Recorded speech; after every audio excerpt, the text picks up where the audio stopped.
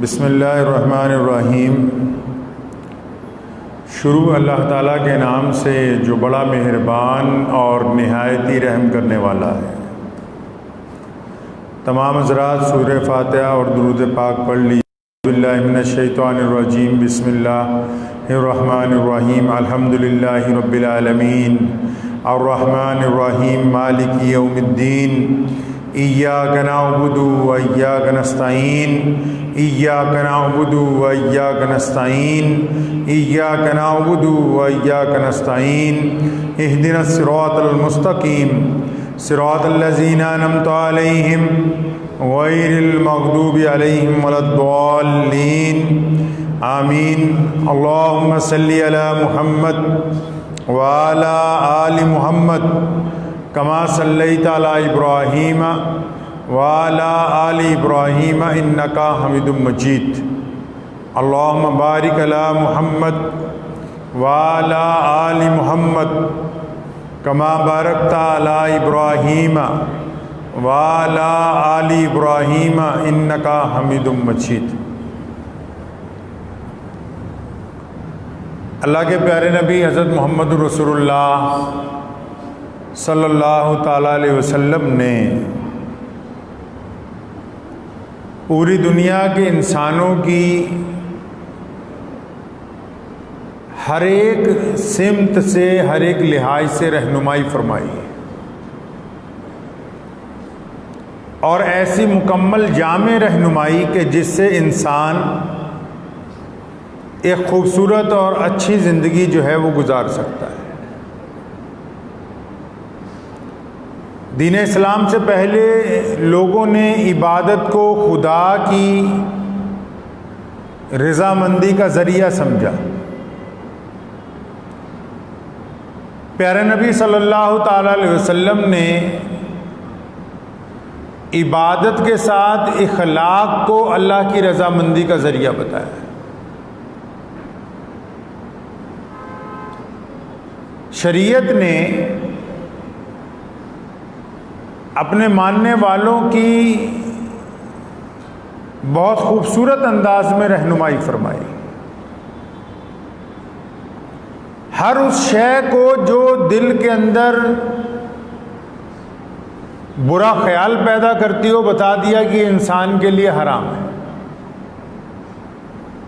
اور ہر وہ شے، ہر وہ کام جس سے ضمیر کو شرمندگی نہ ہوتی ہو،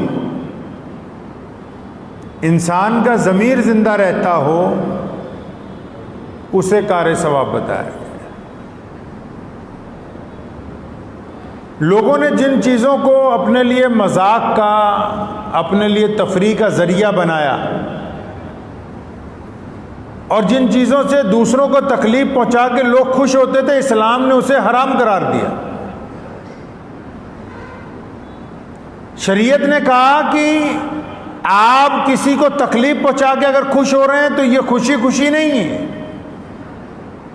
یہ اللہ کے عذاب کو بلانے کا ذریعہ ہے۔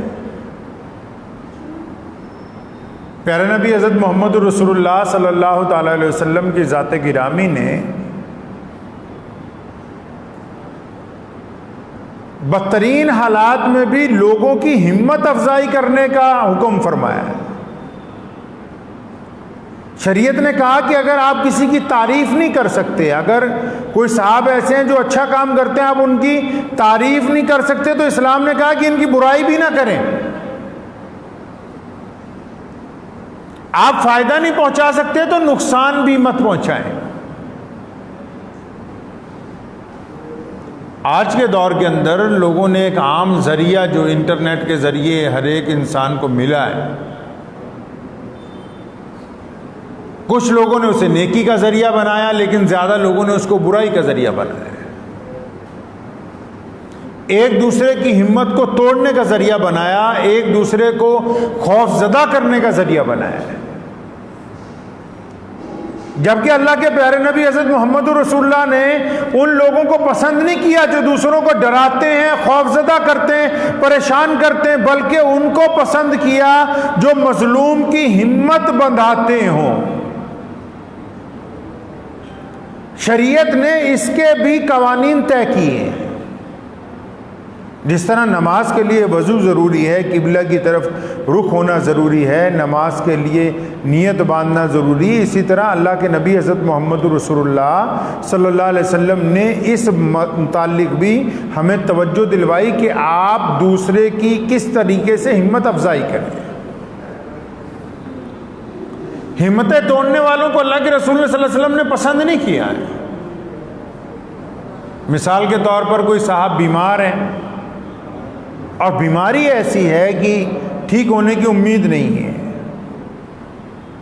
اور کچھ لوگ ملنے کے لیے جاتے ہیں تو وہ کہتے ہیں ہاں ہمارے ابا بھی اسی بیماری سے چلے گئے تھے، ہمارے چچا بھی اسی بیماری سے، یعنی بیمار کا اور دل بیٹھ جاتا ہے سن کے اور وہ پریشان ہو جاتا ہے۔ تو اس کا مطلب یہ تیمارداری کرنے والا اس کے لیے اچھا ثابت نہیں ہوا، یہ گنہگار ثابت ہوا، اس نے بیمار کی ہمت توڑی۔ اسلام نے کہا کہ لوگوں کی ہمت بندھائیں، لوگوں کو حوصلہ دیں، غریب کا ساتھ دیں، مظلوم کے کندھے سے کندھا ملائیں۔ اسلام نے کہا کہ دوسروں کی ہمتوں کو توڑے نہیں۔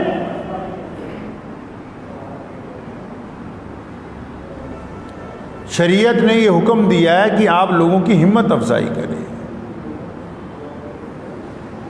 جنگ کے دوران بھی پیارے نبی حضرت محمد رسول اللہ صلی اللہ علیہ وسلم کے صحابہ کی تعداد جب کم تھی اور کفار مکہ نے بہت بڑا حملہ مدینہ منورہ پہ کرنے کا جب پلان بنایا اور پورے مدینہ منورہ کی ریاست میں آس پاس جو رہنے والے غیر مسلم ہیں سب لوگ جو ہیں مکہ مکرمہ سے جو لشکر آ رہے تھے کفار کے ان کی وجہ سے خوفزدہ تھے، تو امام الانبیاء حضرت محمد رسول اللہ صلی اللہ علیہ وسلم نے سیدنا حسان بن ثابت جو شاعر ہیں اللہ کے نبی صلی اللہ علیہ وسلم کے،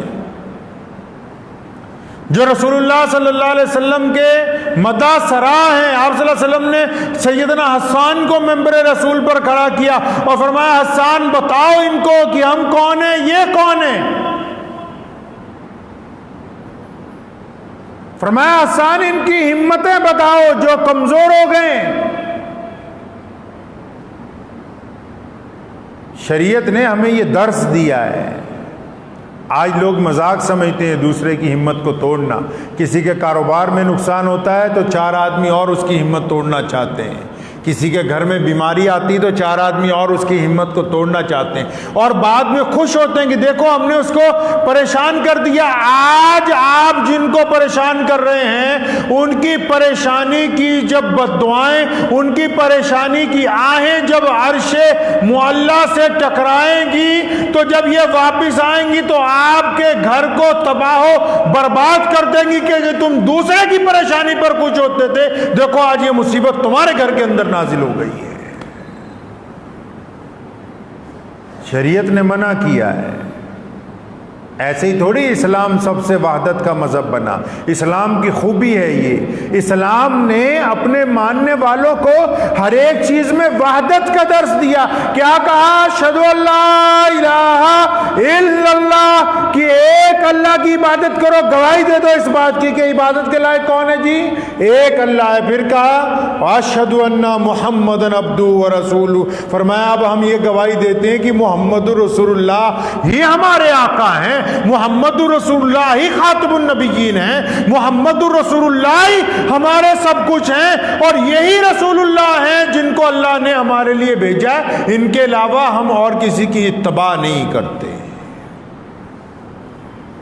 پھر آپ دیکھیں اسلام نے قدم قدم پہ آپ کو درس دیا ہے کہ ایک اللہ کو مانو، ایک رسول کو مانو، ایک کتاب قرآن پاک کو مانو۔ جب نماز پڑھو تو ہر ایک مسجد کا رخ جو ہے ایک کعبۃ اللہ کی طرف ہونا چاہیے۔ جب نماز پڑھو تو ہر ایک مسجد میں ایک امام ہونا چاہیے۔ جب نماز پڑھو تو ہر ایک سجدے میں ایک ہی تسبیح سبحان ربی الاعلی ہونا چاہیے، کہ جب نکاح خواہ ہو تو ایک ہی آدمی خطبہ پڑھنے والا ہو۔ اسلام نے یہ دستور دیا دنیا کو کہ جو بکھرے پڑتے ہیں کہ بکھرے موتیوں سے کام نہیں بنتا، اگر ریت کے ذرے اکٹھے ہو جائیں، اگر ریت کے ذرے اکٹھے ہو جائیں تو وہ طوفان برپا کر دیتے ہیں۔ بکھرنے سے کائنات میں انسان کی حیثیت نہیں بنتی ہے۔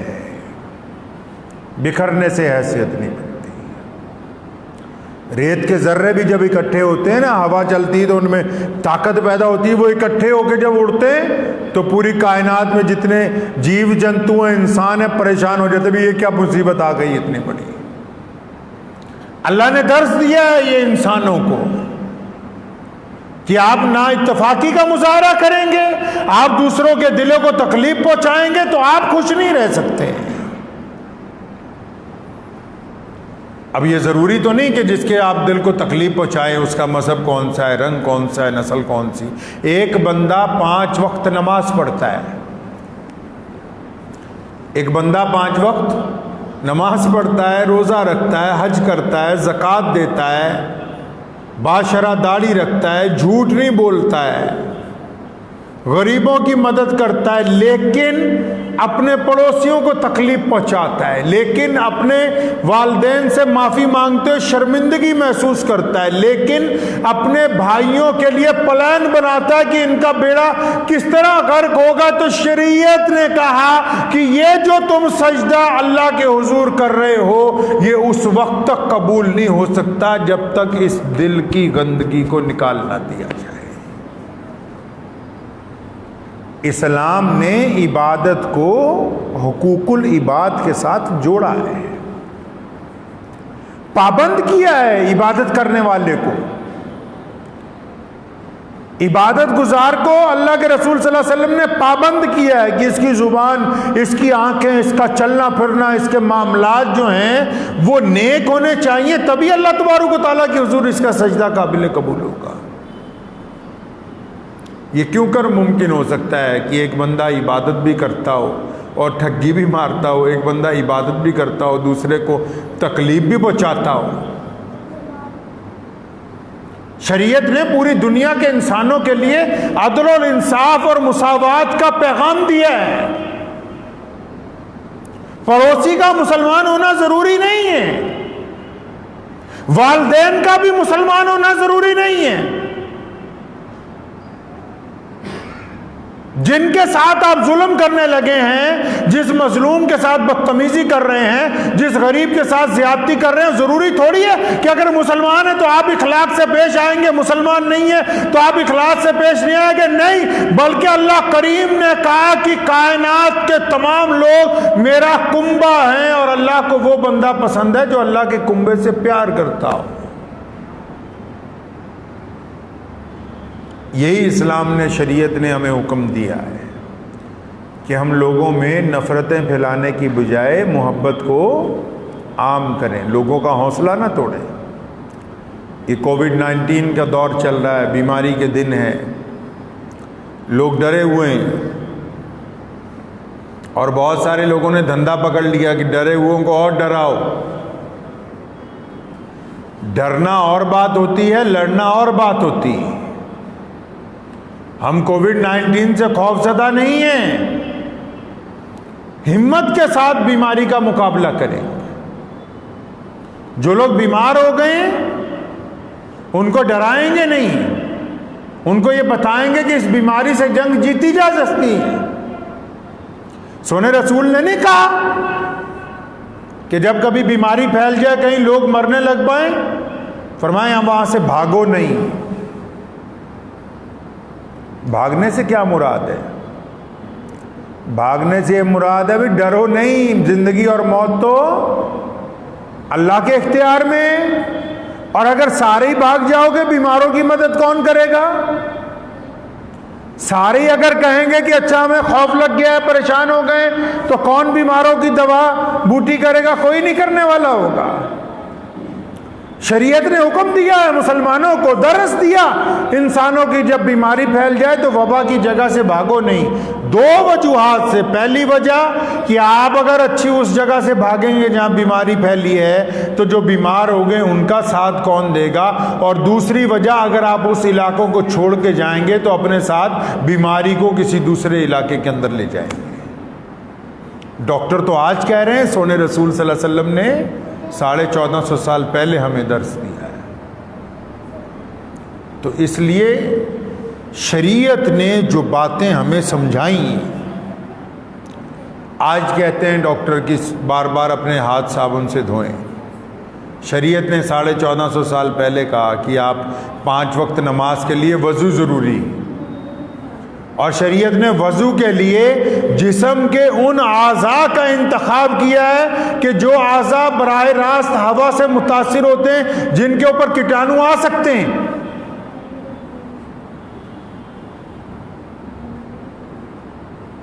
اسلام نے انسان کو دستور دیا زندگی جینے کا. اسلام کسی مذہب کا نام نہیں ہے، اسلام ایک دستور ہے جس سے انسان ایک خوبصورت زندگی گزار سکتا ہے. ہماری یہ ذمہ داری بنتی ہے کہ اس بیماری کے دور میں جو لوگ بیمار ہو گئے ہوں یا پریشان حال ہوں، اپنی ہمت کے مطابق ان کی مدد کریں، اپنی ہمت کے مطابق ان کا حوصلہ بڑھائیں، ان کو مایوس نہ کریں. اللہ تبارک و تعالیٰ نے جس قابل ہمیں رکھا ہے اس سطح پہ جا کے ان کی مدد کریں. اگر آپ مدد نہیں کریں گے تو آپ کا ضمیر مردہ ہو جائے گا. کلو نفس ذائقۃ الموت، ہر نفس کو موت کا مزہ چکھنا ہے، مرنا سب نے ہے، لیکن جن کے ضمیر زندہ ہوتے ہیں مرنے کے بعد بھی ان کو سکون رہتا ہے کہ ہم نے زندگی کے اندر کچھ کیا ہے. اس لیے اس بات کو طے رکھیں کہ ہمیں اپنی زندگی اللہ کے پیارے نبی حضرت محمد رسول اللہ صلی اللہ تعالی وسلم کے حکم کے مطابق گزاریں. ہمیں لوگوں کی ہمتیں نہیں توڑنی، ہمتیں بڑھانی، حوصلہ دینا ہے، تسلی دینی ہے، ساتھ دینا ہے. جو لوگ کسی کا ساتھ دیتے ہیں وہ مالدار نہیں ہوتے. کسی نے کہا ہے نا، مالاں والے سخی نہیں ہوندے. جن کے پاس بہت زیادہ مال ہوتا ہے وہ پیسے بانٹ نہیں سکتے ہیں، دل کمزور ہو جاتا ہے نا. کیا مالاں والے سخی نہیں ہوندے، سخیاں کول مال نہیں ہوندے. جو سخی ہوتا ہے بانٹنے والا وہ اربوں پتی نہیں ہوتا، وہ ایک ہاتھ سے بانٹتا رہتا ہے، اللہ تعالیٰ دوسری طرف سے اسے بھیجتے رہتے ہیں. مالاں والے سخی نہیں ہوندے، سخیاں کول مال نہیں ہوندے. تے سخی جڑے نے وہ ایتھے اوتھے دونوں جہان چ کدی شرمندہ نہیں. سخی جو ہوتے ہیں وہ دونوں جہانوں کے اندر کامیاب رہتے ہیں، دنیا کے اندر بھی اور آخرت کے اندر بھی. وقت بھی ہو گیا ہے، دعا کیجئے اللہ کریم جو ہے مجھے اور آپ سب کو ان باتوں پر عمل کرنے کی توفیق عطا فرمائے. اور سب سے گزارش یہی ہے کہ جب تک لاک ڈاؤن جو ہے چل رہا ہے، پورے ملک میں جو لوگ ان باتوں کو سنتے ہیں وضو کر کے گھر سے مساجد کے اندر جائیں اور سینیٹائزر کا استعمال کرتے رہیں، سوشل ڈسٹینسنگ کا خیال رکھیں. اللہ تبارک و تعالیٰ اس بیماری سے پوری دنیا کے انسانوں کو جلد از جلد چھٹکارا عطا فرمائے. وآخر دعوانا ان الحمد للہ رب العالمین.